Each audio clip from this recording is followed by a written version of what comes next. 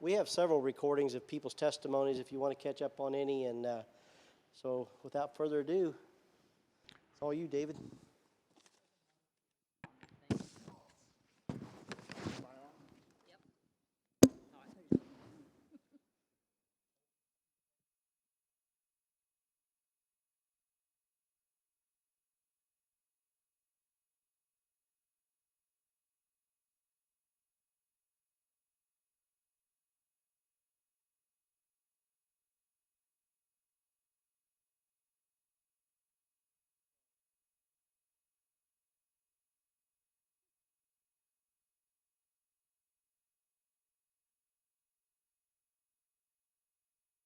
Then I'll just talk louder until he fixes it.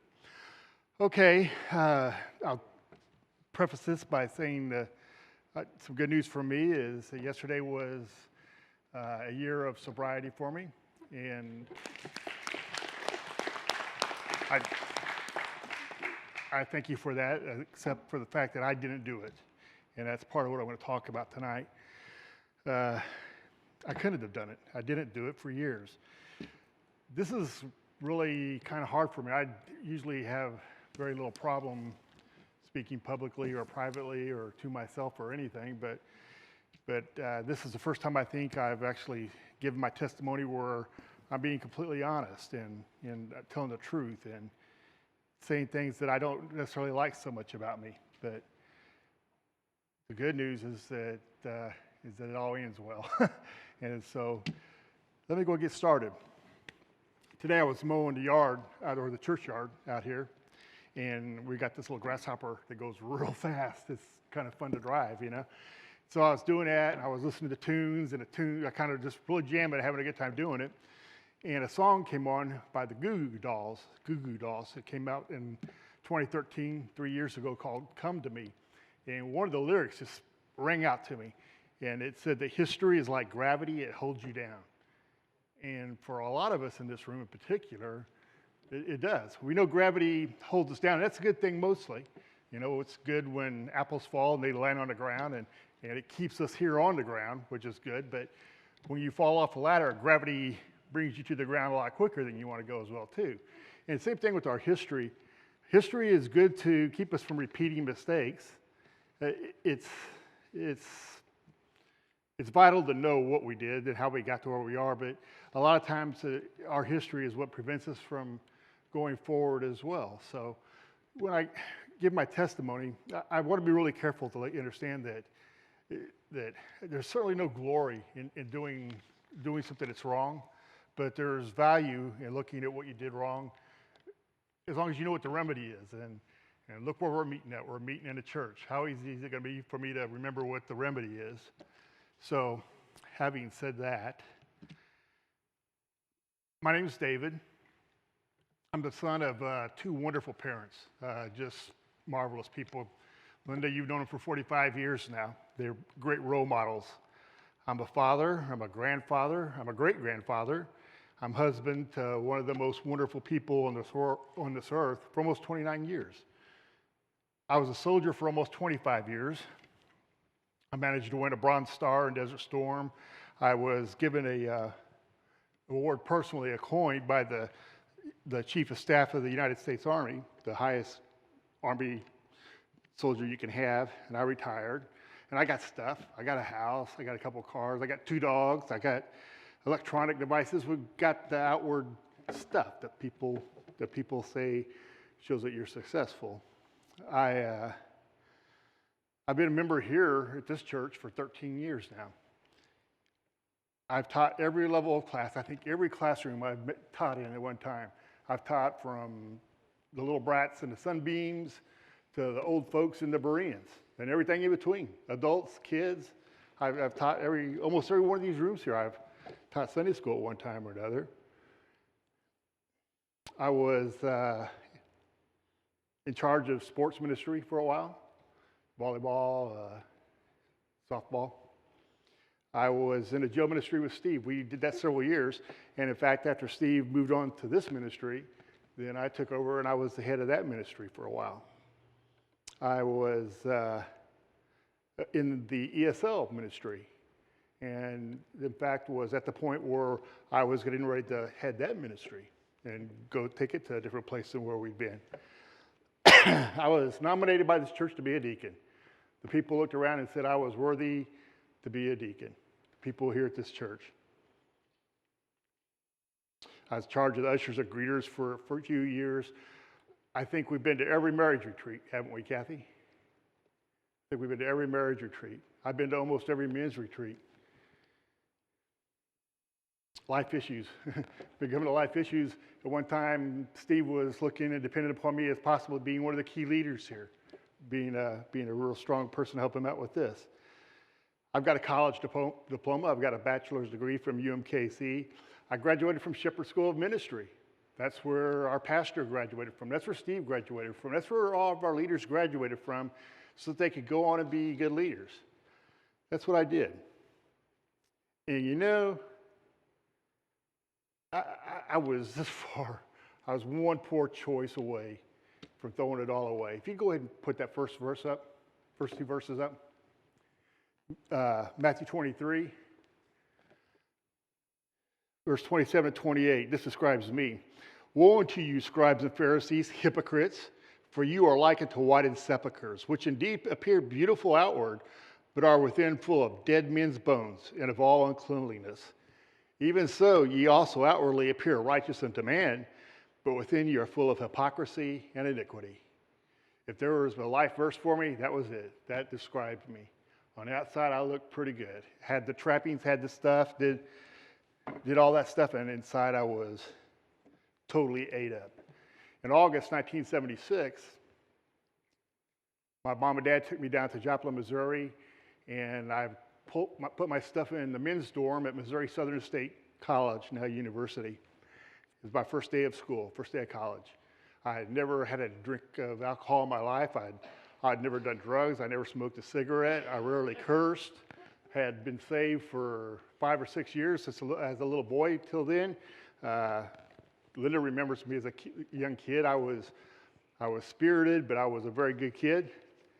And I went down to school, and by the time my mom and dad had hit the Joplin city limit to go home, I'd had my first drink. And I still remember, I really remember that first drink. It was a rum and Coke. Why do I still remember that? Because ever since that time, I've tried to quit drinking. That's 40 years ago. That's right, my math. It's almost 40 years ago. And I certainly don't look back at that with any degree of pride. I can tell you all sorts of stories about my drinking. I was in college for a few years. I was in the Army, at home. I got lots of cool stories, right? Well, not really. I'm not going to tell them to you either because they're really not funny. My wife would say from time to time, when you tell me this, you almost sound like you miss it. You miss the alcohol, you miss that environment. And I would say, no. But inside, that's the truth. That's the truth. She was telling the truth, and I was trapped in it. So just suffice it to say that I drank an awful lot consistently for the next 40 years. And I'm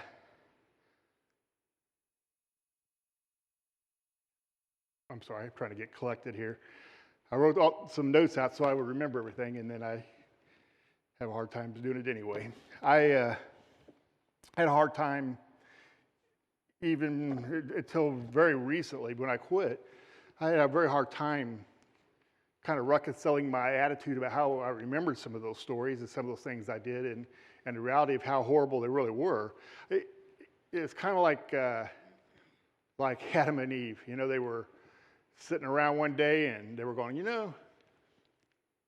it sure hurts not being in the garden, and it's tough having to have pain during childbirth, and man, it's rough trying to make anything grow in this rocky soil, but wasn't that fruit pretty good? Well, I was doing that with alcohol. Wasn't alcohol good? No, I just had a snare me and tried to ruin my life. I suspect that I probably had a genetic predisposition toward alcoholism. Both my grandfathers on both sides were basically functioning alcoholics. My dad was going well down that road until he got saved. And when he saved, he had a Paul on the road to Damascus kind of conversion, and he stopped right then, just boom. And he never was an issue with him ever again. So I probably had a little bit of genetic disposition toward it. However, I made the choice. You know, if I knew then what I know now about alcohol and stuff, I probably still would have drunk. I was 18. You know, I was bulletproof. But the problem was that I continued it. And addiction is so much more than a physical aspect. It's your mental and your spiritual part. And it sure coincided with my spiritual level going down. I was a pretty bright kid, but I eventually had to drop out of college because I was drinking more than I was studying. Grades kept going down. Strange correlation there, isn't there, how that works. Drink and do drugs and your grades don't do so well. So I joined the Army because I really didn't have any future. And actually I kind of thrived because I didn't drink nearly as much for a while, and I was kind of growing up a little bit, and I knew that I wasn't doing right. So I slowed down a little bit, but the Army culture is not one of abstinence. There was drinking going on all the time there as well, and I fell very easily back into that. In fact, after several years of marriage, Kathy and a couple of my friends pointed out that I was probably abusing alcohol instead of using it, and that I might really want to take a look at it. So I did, and instead of deciding I had a problem, I decided I better start hiding it. You know, that's what you do. We don't solve the problem. We just keep other people from seeing we have a problem. That goes back to the verse we had. On the outside, we're like the graves, white on the outside, and we stink of death on the inside. And that's what I was doing. So instead of hiding or stating I was hiding, it changed me quite a bit. It took away my motivation. It took away my drive. It made me lazy. It made me a liar. I lied to my wife constantly. I would drink and hide. And it's all a terrible cycle. She's wonderful. When she would catch me drinking, she would, with all her heart, would say things like, look, just tell me how I can help. What is it we can do here? Don't just tell me the truth and we can work through this together. And she gave me so many easy outs to take care of this for so many years, for decades. And I chose not to. What was that? I chose not to. So we would have this cycle. Kathy would catch me. I'd lie about it. I'd tell her I was sorry, and I would be sorry. I'd tell her I would quit, and I would intend to quit, and she would support me in whatever it was I was doing to try and do that, but then I would always turn back to alcohol. So the next verse there, this verse also described me during that process as well. As a dog returneth to his vomit, so a fool returneth to his folly. And I did that for 40 years. We are disgusted when dogs do that. When we see a dog do it, we're like, that is so gross. But you know what? That's what we do with our addictions. It's what we do with our sins, period. We return to them. What does that make us? Fools. Well, I was one, but I just refused to admit it. So I continued that lifestyle for all my adult life, actually, until last year. Let's forward to last year. Just suffice it to say I would succeed, but I never excelled. You know, I had all these talents that God has given me, and always performed kind of lacklusterly, really. And I found excuses to quit things, and my character just wasn't. Well, I was lacking in character tremendously. I kept repeating the cycle. Drink in secret, hide it, get caught, deny it, lie, apologize, intend to quit, drink in secret, hide it, get caught, deny it, lie, apologize, intend to quit, drink in secret. You know, that's the way the cycle was, over and over and over, just some were longer, some were shorter, depending upon when Kathy caught me at it. This last time, Kathy had enough. Actually, the next last time, Kathy had enough, and I did too, I thought. I went to counseling, told the truth to the pastor and a counselor, and I really had every intention for it being being real this time, I had been praying for God to remove this from me so many years. I would say, God, take this from me. I hate drinking. But at the end, I tell you, drinking was my job. I had to do it. It was my work. I had to drink. It was stupid. I hated it. It did nothing for me, and yet there I was, drinking again. I was just miserable, and so I really intended to quit, and I really thought this was it. I think over the years, considering that it was almost 40 years, I literally 1,000 times at least asked God to take this away from me. And he didn't. He didn't.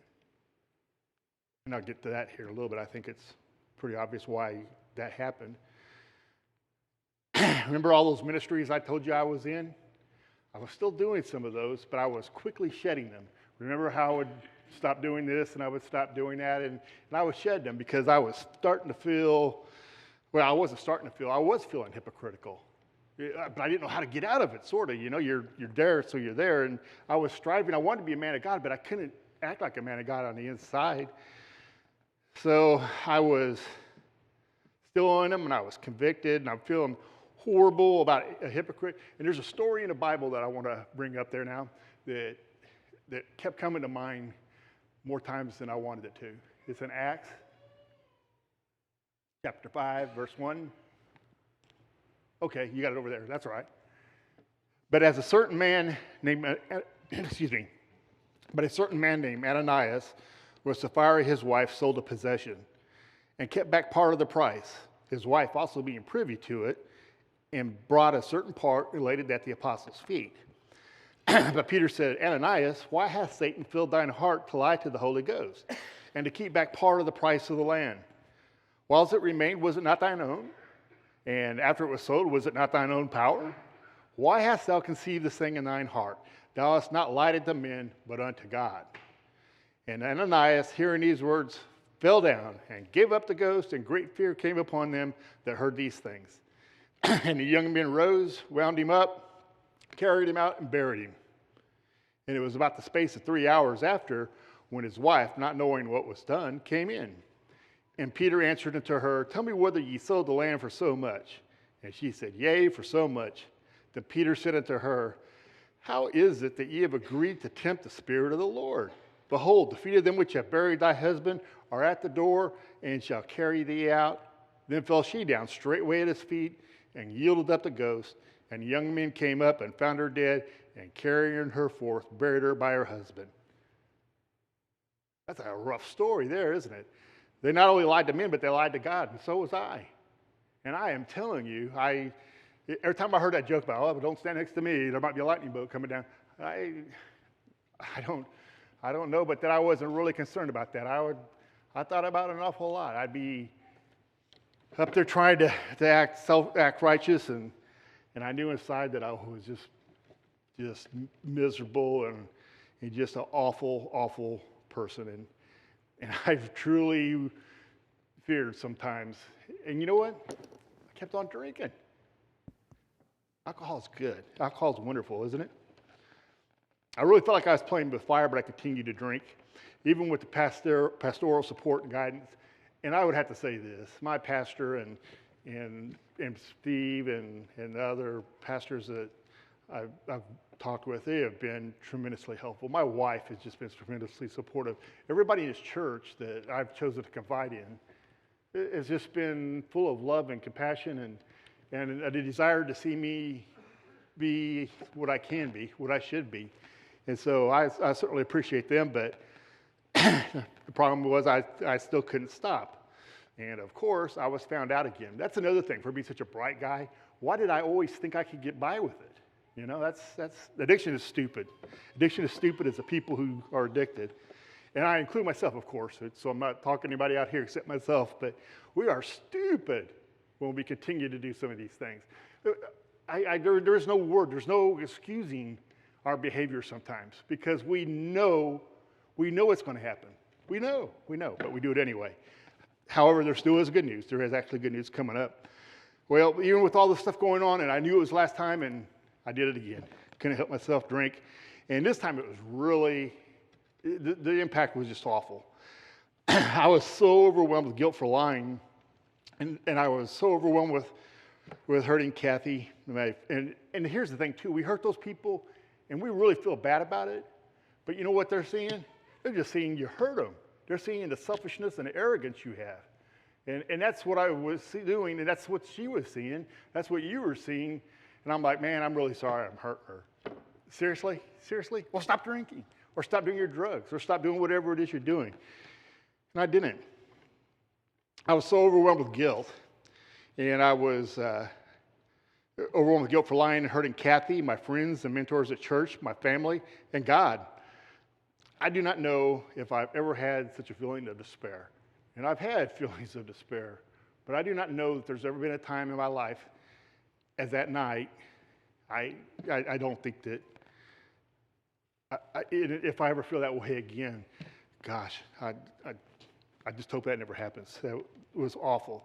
So I lay in the spare bedroom that night, and I just kind of reviewed my situation, which was miserable. You know, it was like a poop-covered turd. I mean, it was awful. There was nothing good that was going on there. And I sit there and thought about it. I said, well, and first of all, you know what we kind of do? We said, no, how do I get out of this? That's the main thing you think first is again, my thing was, let's not take care of the problem, let's hide it. It was, how do I get out of this? And then I just as I started thinking about things, I realized that it was nothing I was going to extricate myself. I was eventually so overwhelmed by guilt as I lay there, I'm thinking, gosh, how horrible I am. It started kind of coming upon me in total how horrible I had been. And I thought, man, you know what I'll do? I'll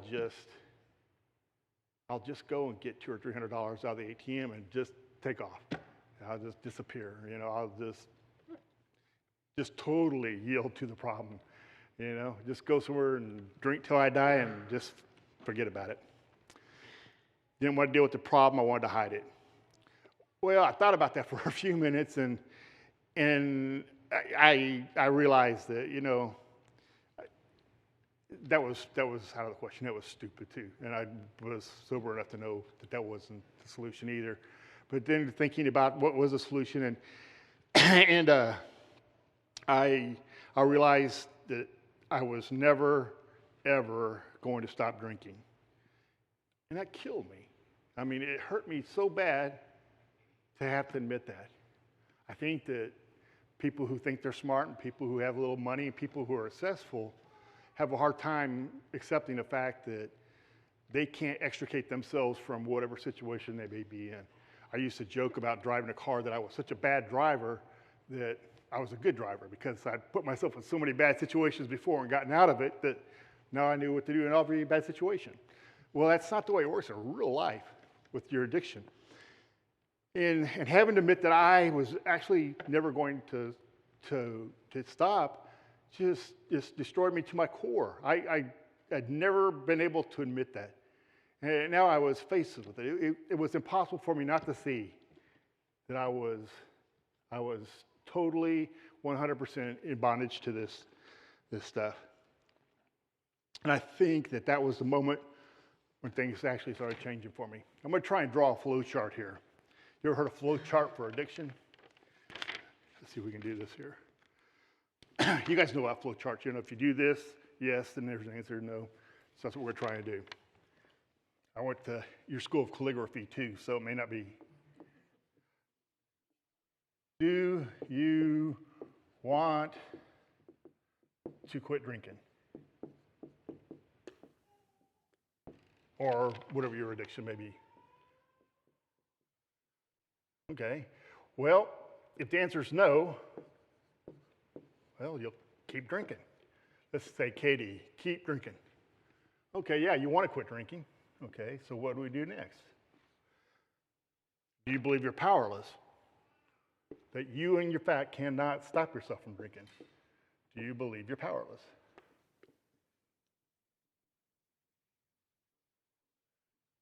Some of this sort of sounds AA-ish, but it's applicable as well.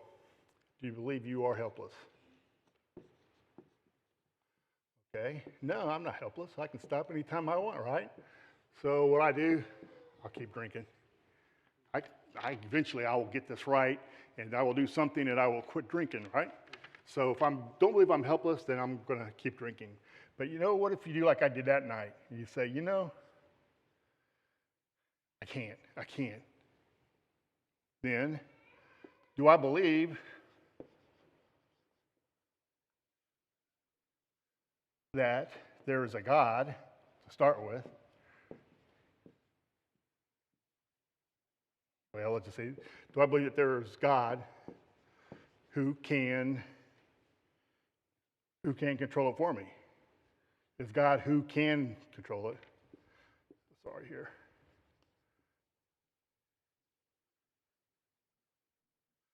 If I say no, this is really bad here, though. Not only will you keep drinking, if you believe that you are helpless and that you can't stop drinking, and you don't believe that God can help you to stop, you're in a world of hurt. That is real serious despair there.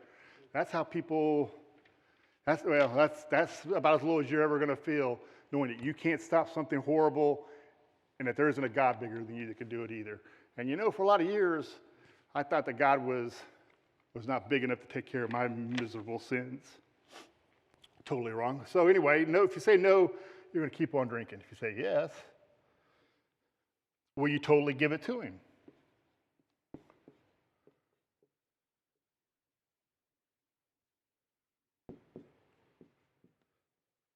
Will you give it up? That means will you give it to him? No. What's going to happen if you don't give it to him? Well, you're still in the same place you were, so you'll keep drinking. And then finally, will you give it up? And you say yes. Finally, at the bottom, you're free. You're going to be liberated. You'll be free. Do you want to quit drinking? Yeah. Do you believe you're helpless? Yeah. Do you believe that there's a God who can control it even if you can't? Yeah. You willing to give it up to God? Let him fight this thing for you? I think so. Okay, son, be free. It sounds really, really simple, and it is. It's tremendously simple. It's as simple as that. It's not always easy, though. And the hard parts are, number one, a long time ago I decided I wanted to quit drinking, but I couldn't.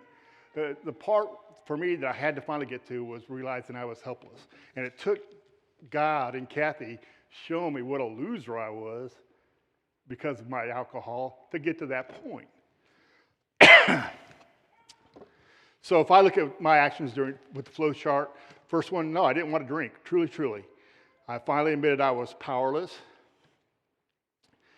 I'd been saved for a long time, so I certainly had the belief in God. I really longed to be clean, and I wanted to be right with him. It wasn't just a matter of getting me out of this mess and making Kathy happy and being right with my friends. I really wanted to have the good relationship with God that he intended for us to have. I wanted to be clean and right. And you know what? If he created me, if he created you, if he created this world, then why would I think that he couldn't help me with this? Well, the answer, of course, is that he can, and he will, and he does, and he did, and he always will if you do the right thing.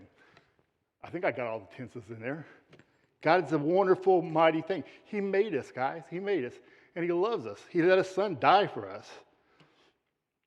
And finally, I told God that I was through with the old me, and I gave it to him. And the next day, I told Kathy and a pastor that I was powerless and I would seek help. I was fortunate enough to be able to almost immediately, things worked so quick, it was amazing.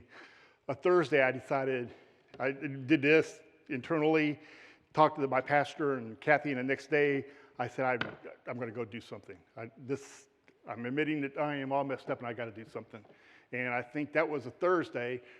Friday, I get a call. I call the VA and say, I need some help here. And Monday, I get a call back from them. And Wednesday, I'm there. I mean, it just was that quick. And I think that was God making sure that I didn't have a chance to wimp out of that thing, And praise the Lord, I didn't. Now, you know what? I am thankful for them. I appreciate the people who were there, and I pray for them to continue their good work. But you know what? They didn't cure me. They didn't heal me. They didn't fix me. They didn't. They show me ways to cope with the desire. They show me ways to recognize cues and some triggers and things like that, really good skills. And mostly, though, they kind of gave me some time and environment to kind of change my lifestyle. And I kind of changed my lifestyle to work on some things. I started praying daily, just like when I was in basic training. I prayed every day in basic training because I was scared, And I started praying daily for real. You know what? I really started praying for the first time for my wife. And I started praying for my grandkids and my kids, and for my mom and dad, and for people I loved. And it was pretty cool to be able to do that, So I was praying every day. And I am still full of fault. I am still full of sin. I am not a totally different man by any means, but I was able to pray every day. I read my Bible almost daily, and almost daily I kind of get something out of it. I take my medication the way I'm supposed to. I have high blood pressure and this ailment and that ailment, and I started taking my medication the way I'm supposed to, and amazingly enough, it's affecting my health positively. I think for maybe 3 or 4 years, at least 3, I ran a tremendously high pulse rate of about 90-something. I think that's really high. I can put my finger there and just feel it pounding, boom, boom, boom. I'm like, well, I know how I'm going to die. That thing's just going to blow up one day. Well, within a week of making this decision to quit and starting medication, my pulse rate has gone down to 60. It stayed there. My blood pressure has gone from like a 140 over 90 to about a 117 over 70, and it's staying there. I used to have my hands, I don't know if you guys remember, some of you do, I used to have this horrible, horrible rash on my hands. It was so horrible, they crack and bleed, and it was horrible. It was miserable. And I had that for years. I mean, not just a couple months, but for years. And within, 6 months or so, this is what I have now, and it stayed that way. Is it because God cured me, or because I had stigmata? No, it's not that. I think it was because my stress went away. And why did my stress go away? I wasn't lying. I wasn't being a hypocrite. I was kind of enjoying life, actually. The real simple, wholesome things. Of all things, bingo. I started enjoying playing bingo. I would have made fun of you and belittled you and derided you. In fact, I made fun of my mother-in-law, bless her heart, for playing bingo, and I thought, oh, stupid. And you know what? I wish I could have gone and played bingo with her, but I couldn't have enjoyed it back then. Now, it's like, man, I'll do 2 cards, but the wholesome things in life are fun. It just, I tell you what, I take pleasure. I always take pleasure in food, but it seems like the food tastes better. I feel peaceful. I just really enjoy it. I'm so thankful. I've learned to have empathy, too. You know what? I love all of you in here because I know what you're doing. And I know that it's a hard thing. It's hard on all sorts of levels. It's hard to quit. It's hard to reconcile what you're doing with what you want to do. It's hard to think of how you can make atonements. And and some of us in here, we've lost everything, and we're never going to get it back. And you know what? Man, my heart breaks for you. I wish I could express how this has just changed the way I see my world. I am so thankful that he's given me a chance to redeem my time. Go ahead and put those last verses up there if you would. We'll conclude with some of this here. Ephesians 5, 15 and 16. See, and this has really become a verse that means an awful lot to me these days, and I think I want to get it embroidered or something and put it on my wall. But see then that you walk circumspectly, not as fools. Remember the fool that keeps going to the vomit? Walk circumspectly, not as fools, but as wise. Why? In verse 16, redeeming the time because the days are evil. Redeeming the time. Colossians 4:5.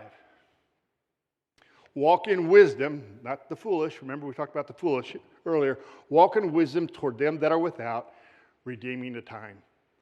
I tell you what, I see a lot of people in the business of rehabilitation, counselors and doctors and people like that who are really good at that kind of work because they used to be addicts of one sort or another. A lot of the best counselors I met are people that used to be addicts.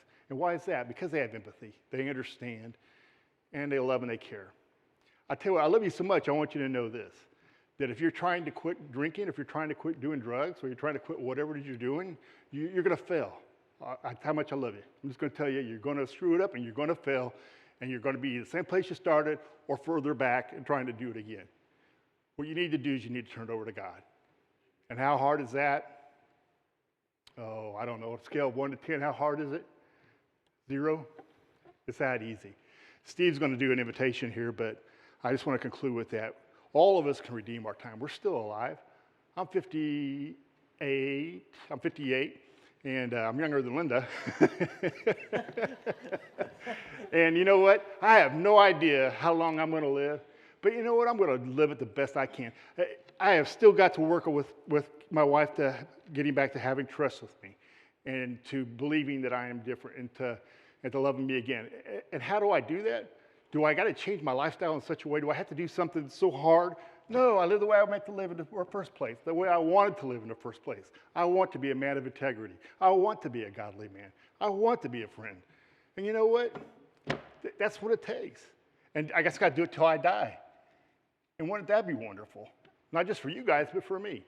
So let's look at if you don't know God, that's the most important thing, because your problems are a lot worse than your addiction. But again, I'm going to leave that to Steve. So thank you for your time and your consideration. I actually went longer than I meant to, but thank you again.